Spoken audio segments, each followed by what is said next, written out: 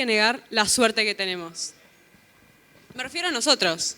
Tenemos hasta el privilegio, diría, de estar acá hoy, teniendo en cuenta que allá afuera hay personas de menores recursos, donde particularmente se sufre de violencia doméstica. Niños que apenas tienen un lugar al cual llamar hogar, cuya educación no provee lo necesario para conseguir un trabajo digno. Aquellos son las víctimas de violencia entre sus familias. ¿Verdad? Déjenme decir que si acuerdan tan plenamente con lo anterior, son parte del problema. Pero no se enojen conmigo, porque donde la ignorancia es la cuestión, hay una solución. Por esa razón, especialmente si coincidieron con lo anterior, y más aún si después se sintieron ofendidos, encontrarán esto enriquecedor, o a eso aspiro. La violencia doméstica es un tema que, como muchos otros, del que hay mucha desinformación, muchas confusiones al respecto. Pensando en esta charla como una señal que nos hace conscientes de esas incongruencias que sostenemos sin darnos cuenta, como una alerta de que quizás deberíamos informarnos más al respecto, y como una herramienta que nos ayuda a llevar todo esto a cabo, comenzando por anular algunos conceptos erróneos. En principio, si todavía dudan de cuál era el error en la primera afirmación, la violencia doméstica sucede sin importar la situación económica.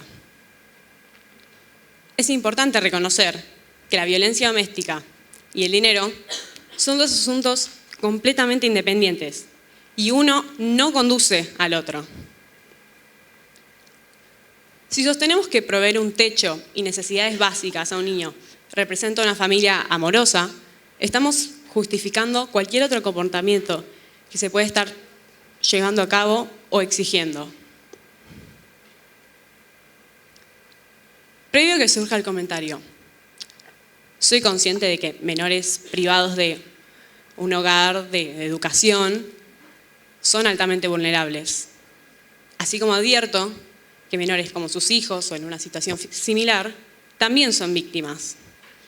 Y frecuentemente carecen de conocimiento al respecto que uno asumiría que todos tienen, dejándolos con una herramienta menos para comunicar su situación.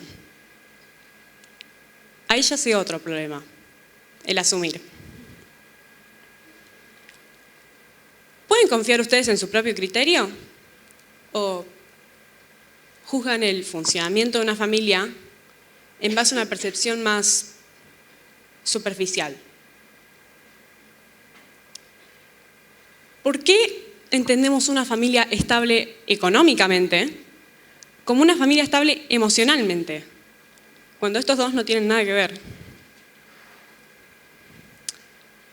Y aunque sea difícil hablar de estabilidad económica de nuestro contexto hoy en día, hacemos esta conexión más de lo que nos damos cuenta y volvemos a asumir cuando relacionamos el orden interno de una familia con sus ingresos. Cerrarnos al prejuicio de que esa persona que conocemos no puede ser la violenta, o de que nuestros padres, con todos los bienes que tienen, no podrían estar sufriendo demasiado, ni lo suficiente.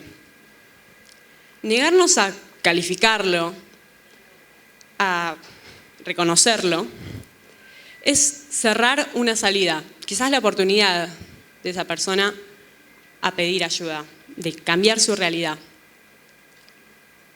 ¿Cómo sumarle este peso a la persona que ya está teniendo que soportar un ambiente violento?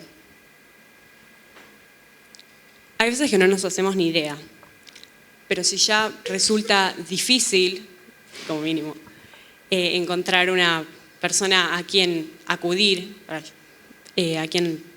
con quien recibir algún tipo de ayuda, de amparo, que aquellos a tu alrededor no lo crean siquiera posible de antemano, traba casi cualquier puerta. Entonces simplemente esto equivale a una colaboración con el agresor. Pero uno normalmente no se cree cómplice.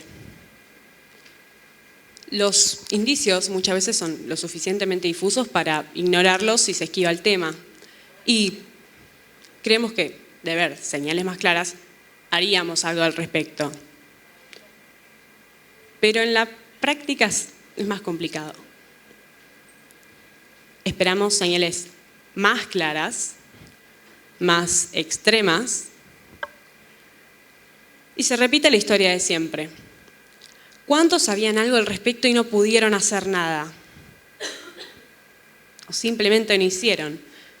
Porque una realidad como esa es algo realmente doloroso que nadie elegiría. Es más deseable no involucrarse, no pensarlo y no vivirlo. Para eso entonces es más fácil negar la violencia doméstica que ponerle fin. Con el convencimiento de que uno no haría la diferencia. Como si el destino de la víctima ya fuera tal, cuando no es así. Las víctimas no están condenadas. Las víctimas no están condenadas, y es importante tener esto presente cuando se trata de violencia doméstica y no olvidar de que la situación puede ser evitada.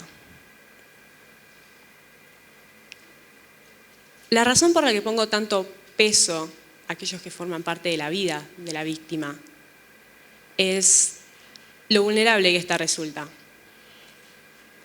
Por un lado, el agresor puede llegar a tener tanta influencia que, en muchos casos, un niño cree que el adulto responsable de su educación probablemente está haciendo las cosas bien, que tiene razón o lo tiene que tolerar.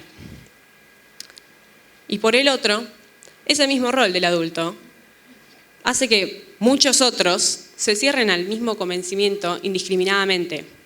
Y si no, bueno, es lo que le tocó, se lo tiene que bancar.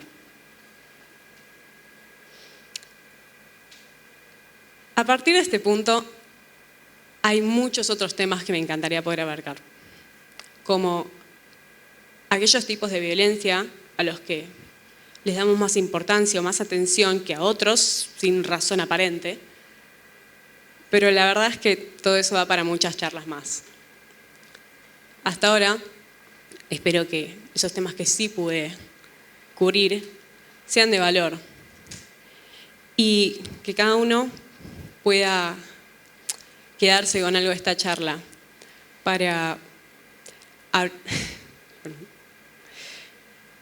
que los invite a ser conscientes más adelante y que puedan abrir los sentidos, así como ustedes se abren, para hacer la salida que puede cambiar una realidad. Ojos, brazos y mentes abiertas para las víctimas de violencia doméstica. Muchas gracias.